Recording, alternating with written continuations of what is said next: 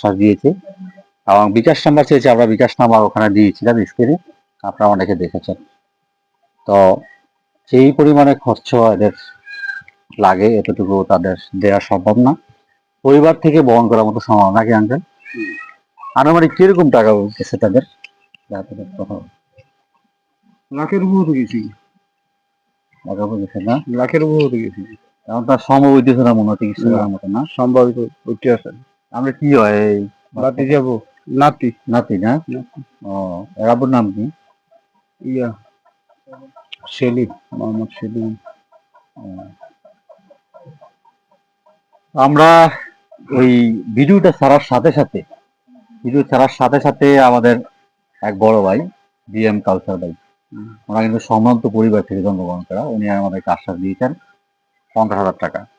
আর কিছু মানুষ আছে ওনারাও আমাদেরকে সহায়তার আশ্বাস দিতেছে এবং বিভিন্ন ইয়ার থেকে প্রবাসী ফোরাম থেকে, এই কারণে আমি দ্রুতগতিতে চলে যাচ্ছি।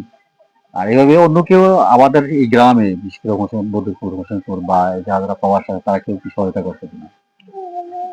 না, কেউ সহায়তা করে না। সময় দর্শক, আমরা যে জায়গাটা আছি এটা হচ্ছে 7 নম্বর ইউনিয়ন বদরপুর গ্রাম। ইব্রাহিমে মরণব্যাধি ক্যান্সারে আক্রান্ত, সেজন্য আমরা গতকালকে একটা ভিডিও দিয়েছিলাম, সেই ভিডিওতে মোটামুটি অনেক সাড়া পেয়েছি আলহামদুলিল্লাহ। আপনারা একটু সকলে শেয়ার করবেন ভিডিওটা, আর দ্বিতীয়ত হচ্ছে একটু সহায়তা করবেন। যদি সহায়তা নাই করতে পারেন তবে কমপক্ষে একটা শেয়ার দিবেন, যাতে করে আপনার শেয়ারটা ধরো অন্য কারো কাছে যেতে পারে। কারণ আপনি একটা শেয়ার দিলে অন্য কারো কাছে গেলে হয়তো কেউ না কেউ এগিয়ে আসতে পারে মানবতার কল্যাণে। আমি আমার শ্রদ্ধাবান বড় ভাই বিএম কালচার ভাই, মানবতার ফেরিওয়ালা, মানব কল্যাণে যিনি সবসময় এগিয়ে আসে, তিনি এই 50,000 টাকা দিয়েছেন ইব্রাহিম। আমি এই টাকাটা হস্তান্তর করছি, একটু গণতে পারবেন?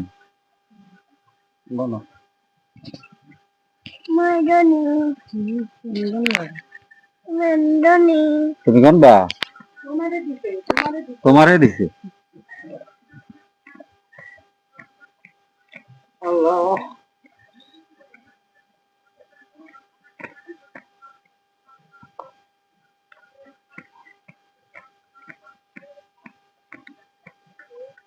আপনারা যত পারেন ভিডিওটা ছড়িয়ে দিবেন শেয়ারের মাধ্যমে, কারণ আপনার একটা শেয়ার দেখে কেউ না কেউ সশরীরে স্ব ইচ্ছায় এগিয়ে আসতে পারে।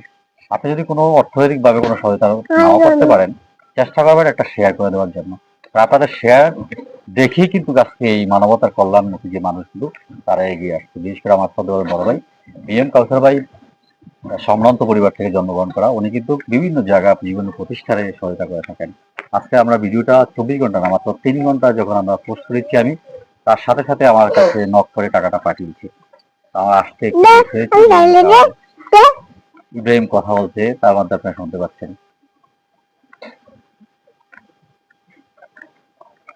বৃষ্টি আসার সম্ভাবনা, ঠিক আছে? হ্যাঁ, দেন আমার কাছে গণক কঞ্চ, আপনি কিছু বলবেন? কি বলবো বলার, মাইক্রোফোনটা নেন, হাতে নেন মাইক্রোফোনটা।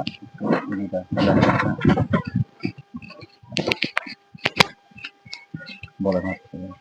কি বলবো, বলার মতন ভাষা নাই।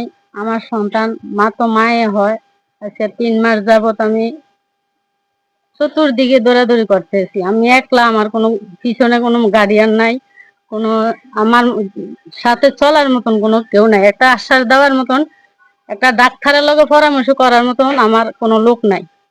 আমার দেখছুম ফিজি হাসপাতালে আমার রিপোর্টটা দিবি, আমি মা বলে আমাকে দেয় নাই। আমার একটা গার্জিয়ান দিতে পায় না, কার কাছে রিপোর্টটা দিবে, কার কাছে কথাটা বলবে।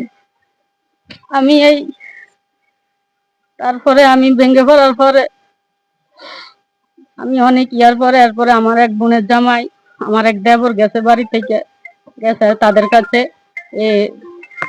রিপোর্টের যারা বলার পরে বলতে তাড়াতাড়ি ইমার্জেন্সি ভর্তি হওয়ার জন্য। আমার এক বছর এক মাসের লাগে 3 লক্ষ টাকা লয়ে যেতাম, 1 বছর হলে 5 লক্ষ টাকা, এরপরে 3 বছর 16 লক্ষ টাকা হাতে রাখতাম। এখন আমার দ্বারা সম্ভব ছিল না, তাই আমি বাড়িতে আইসা গেছি। এখনো কোনো ভর্তি সবকিছু করাইছি, কিন্তু টাকা লাগে আমি যাইয়া ঠিক লইতে পারি না, এই হইলো আমার সমস্যা। এমনি আপনার এই 7 নম্বরে তো অনেকেই কোটিপতি আছে প্রবাসী, কেউ কি সহায়তা করছে না? আমি একটা কোথায় থেকে ভাই কেউ সহায়তা করে না। 7 নম্বরে কিন্তু অনেক প্রবাসী আছে, কিন্তু অনেক কষ্টশালী।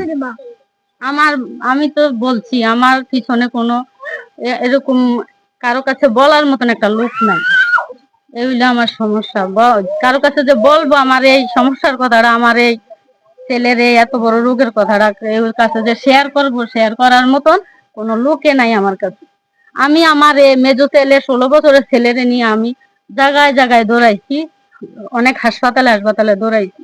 আমার সাথে কোনো লোক ছিল না, শুধু আমি আর আমার 16 বছরের একটা ছেলে আছে, এই ছেলে।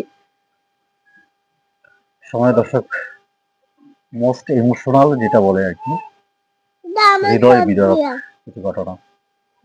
যাই হোক, আমার এই টাকাটা যে আপনি পাইছেন, এটা দিয়ে কোনো উপকার হবে না আপনার? জি ইনশাল্লাহ হবে। যে টাকাটা দান করছে উনি হচ্ছে বিএম কাউসার হোসেন ভাই। উনি কিন্তু সম্ভ্রান্ত পরিবার থেকে জন্মগ্রহণ করেন, মানবতার কাজে কিন্তু উনি এগিয়ে আসে। আর অনেকেই আমার কাছে আশ্বাস করেছেন, আপনাদের নাম্বারটা আমি ওখানে দিয়ে দিচ্ছি, আপনি যে নাম্বারটা বলছেন এটা দেওয়া হয়েছে ওখানে, কিন্তু আপনাদের সাথে যোগাযোগ করছে কিনা আমি জানি না, না এখনো কেউ দেয়নি। আপনার নাম্বারটা আবার বলেন, 2 বার বলবেন, আস্তে আস্তে আবার বলেন নাম্বারটা, বিকাশ নাম্বারটা। 01796545132। আবার বলেন। 01796545132। ধন্যবাদ। বিমান দুর্ঘটনা সকল শহীদদের প্রতি আবারও আত্মার মাগফিরাত কামনা করে বিদায় নিচ্ছি। আমি ওয়াহিদ মুন্সি, আবারও দেখা হবে ইনশাল্লাহ। সকলে ভিডিওটা শেয়ার করবেন এবং অতি দ্রুত ছড়িয়ে দিবেন চতুর্দিকে। আপনার একটা শেয়ারের মাধ্যমে কিন্তু কেউ না কেউ এগিয়ে আসবে।